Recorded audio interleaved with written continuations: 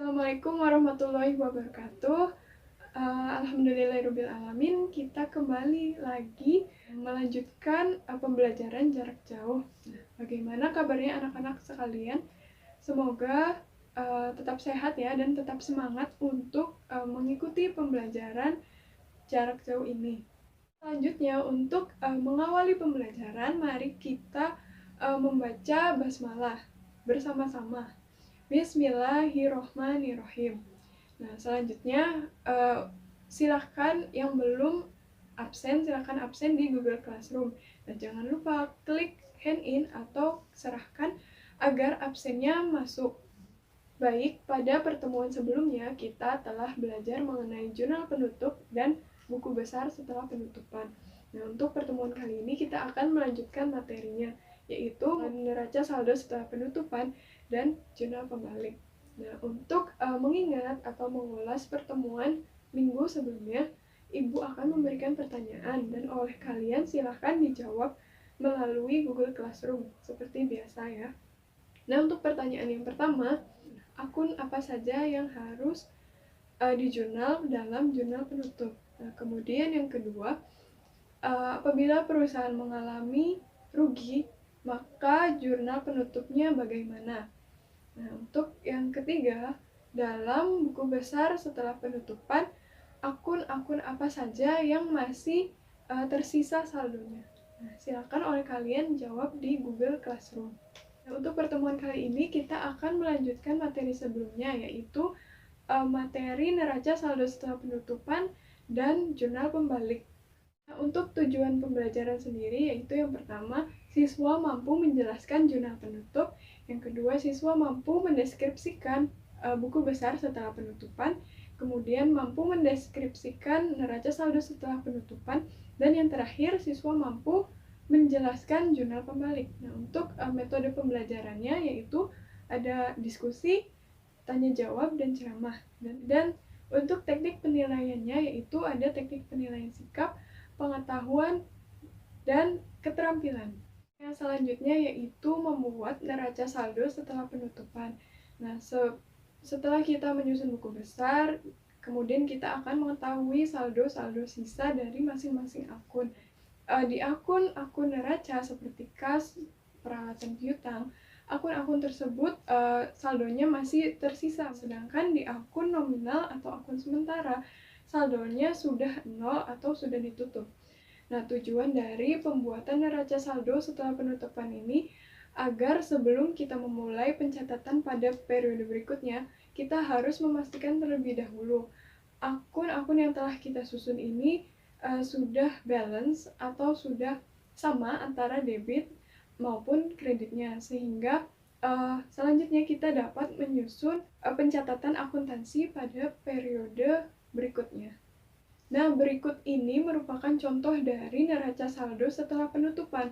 Dapat kita lihat yang tersisa hanyalah akun neraca, yaitu akun dari kas hingga modal. Nah, neraca saldo setelah penutupan ini selanjutnya akan dijadikan sebagai neraca awal untuk pencatatan periode berikutnya. Kemudian untuk materi yang selanjutnya yaitu jurnal pembalik. Jurnal pembalik atau reversing entries atau readjustment adalah jurnal yang dibuat pada awal periode pencatatan akuntansi sebagai akibat dari penyesuaian yang telah terjadi pada akhir periode sebelumnya. Nah, jurnal pembalik ini terjadi apabila saat penyesuaian muncul akun real baru karena sebelumnya pada saat pencatatan kita menggunakan metode laba rugi. Nah, contohnya ketika terjadi pembayaran sewa, misal perusahaan membayar sewa untuk 1 tahun. Nah, apabila pencatatannya menggunakan metode neraca, maka jurnalnya yaitu sewa dibayar di muka di debit dan kas di kredit.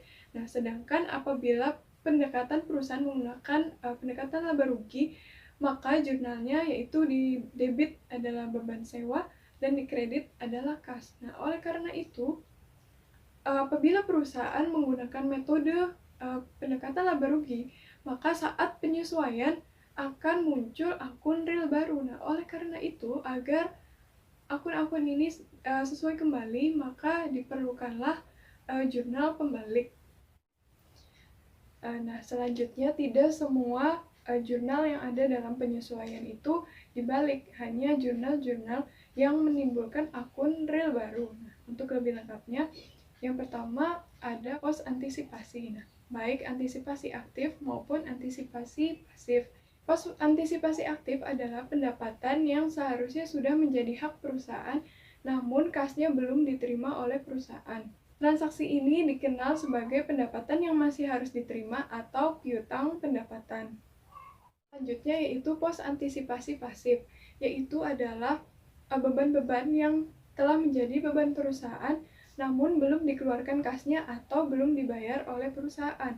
Contohnya seperti utang gaji, utang biaya listrik, dan utang biaya iklan. Nah, yang selanjutnya yaitu pos transitory aktif. Transitory aktif ini sudah Ibu jelaskan sedikit ya sebelumnya. Nah, pada pos ini perusahaan telah membayar seluruh beban, atau pada saat terjadinya transaksi perusahaan telah mencatat transaksi ini sebagai beban, padahal belum semuanya dimanfaatkan oleh perusahaan. Transaksi untuk pos ini contohnya yaitu pembayaran sewa untuk 1 tahun dan dicatat sebagai beban sewa, sehingga dalam jurnal penyesuaian akan menimbulkan akun real, yaitu berupa sewa dibayar di muka. Nah, yang selanjutnya yaitu ada pos transitory pasif. Nah, pos ini adalah pos yang berhubungan dengan pendapatan yang sudah diterima perusahaan, padahal pendapatan tersebut belum menjadi hak perusahaan. Nah, contoh dari pos ini adalah pendapatan diterima di muka. Dan selanjutnya yaitu contoh dari jurnal pembalik. Nah, dapat kita lihat bahwa ada utang beban di debit dan di kredit beban gaji. Nah, hal ini menandakan bahwa pada penyesuaian sebelumnya telah muncul akun real baru, yaitu berupa utang beban. Nah, oleh karena itu, utang beban harus dibuat jurnal pembaliknya dengan cara mendebit akun utang beban dan mengkredit akun beban gaji. Nah, mengapa utang beban didebit? Karena saldo normal dari utang beban itu berada di kredit, maka ketika dibalik maka utang beban posisinya menjadi di debit. Nah, kemudian untuk nominalnya sesuai dengan nominal pada jurnal penyesuaian. Nah, kemudian setelah kita membuat buku besar penutup, selanjutnya yang harus kita lakukan adalah membuat neraca saldo setelah penutupan. Pertama-tama kita buat dulu nama PT, kemudian neraca saldo setelah penutupan, kemudian periode, dan kita susun akun-akun dari mulai kas hingga modal. Selanjutnya kita pindahkan saldo dari masing-masing akun tersebut. Nah, ini yang pertama yaitu kas, bersisa 190.429.000 di debit. Kita pindahkan ke neraca saldo setelah penutupan, debit, kemudian piutang usaha, kita lihat lagi 3.150.000 di debit, kita pindahkan semuanya hingga pada akun modal, karena akun prive sampai ke bawah, prive, pendapatan, beban, itu saldonya sudah nol ya, sudah dalam keadaan ditutup. Nah, ini dia. Nah, untuk prive sudah nol, kemudian pendapatan juga sudah nol. Nah, maka yang tersisa hanya akun-akun neraca dari kas hingga modal. Semuanya kita pindahkan sesuai dengan posisinya, debit atau kredit. Nah, setelah semuanya kita pindahkan ke neraca saldo setelah penutupan, kemudian jumlah. Apabila jumlahnya balance atau sama antara debit dan kredit, maka kita sudah benar melakukan posting di buku besar. Selanjutnya, setelah kita membuat neraca saldo setelah penutupan, yaitu membuat jurnal pembalik. Nah, jurnal pembalik ini dibuat apabila perusahaan pada akhir periode sebelumnya dalam penyesuaiannya muncul akun real baru. Nah, jurnal pembalik ini dibuat pada awal periode ketika perusahaan melakukan pencatatan akuntansi yang baru. Nah, Yang pertama-tama kita buat yaitu judul, kemudian jurnal pembalik dan periodenya. Nah, trik untuk membuat jurnal pembalik ini atau untuk mengetahui apa saja yang harus dibuatkan jurnal pembalik, yaitu kita melihat dari kertas kerja atau worksheet. Nah, bisa kita lihat ketika muncul akun real baru, maka pada neraca saldo, akun tersebut tidak ada saldonya ya. Contohnya bisa kita lihat yaitu utang beban. Dalam neraca saldo tidak ada saldonya, atau utang beban ini sebelumnya tidak ada akunnya. Nah, baru kemudian pada jurnal penyesuaian muncullah akun beban. Dalam transaksi ini masih kita ingat bahwa utang beban yang terjadi yaitu beban gaji yang masih harus dibayar. Nah, jurnal penyesuaiannya kita lihat lagi. Nah, yaitu beban gaji di debit dan utang gaji di kredit. Nah, sebelumnya beban gaji ini sudah ada akunnya. Nah, kemudian pada jurnal penyesuaian akan muncul akun real baru yaitu utang beban. Nah, kita lihat tandanya, triknya ya. Di dalam neraca saldo ini tidak ada saldonya, itu baru muncul di jurnal penyesuaian. Nah, selain utang beban, tidak ada lagi akun real baru yang muncul akibat penyesuaian. Nah, bisa kita lihat sudah tidak ada. Nah, selanjutnya kita membuat jurnal pembaliknya dengan cara membalik posisi normalnya.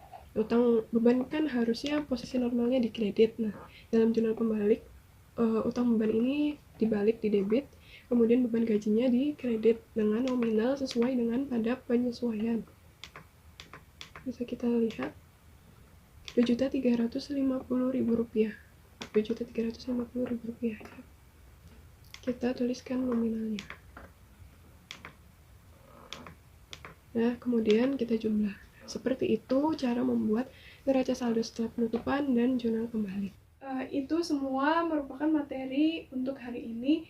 Silahkan apabila ada yang ingin ditanyakan atau masih ada yang belum dimengerti, silahkan bisa tanyakan melalui WhatsApp ataupun Google Classroom.